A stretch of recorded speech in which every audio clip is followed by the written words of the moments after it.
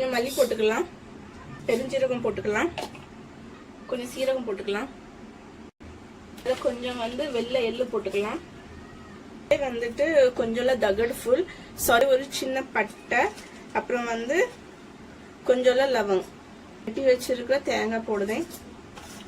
இப்போ இதை நல்லா ட்ரை ரோஸ்ட் பண்ணணும்.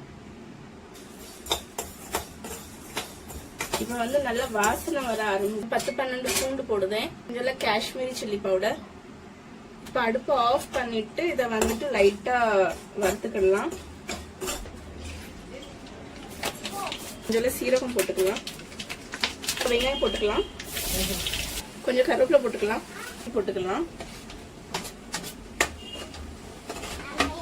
மஞ்சள் பொடி போட்டுக்கலாம். அரைச்ச இந்த பேஸ்ட போட்டுக்கலாம். நல்லா வதங்கிருச்சு, தண்ணி ஊத்திக்கிடலாம்.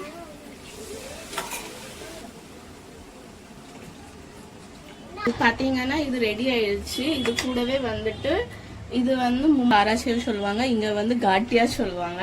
சோ அத இப்ப இதுல போட்டுடலாம். கூடவே கொத்தமல்லி போட்டுடலாம். இப்ப இதை அடுப்பு ஆஃப் பண்ணிடலாம். இது ரெடி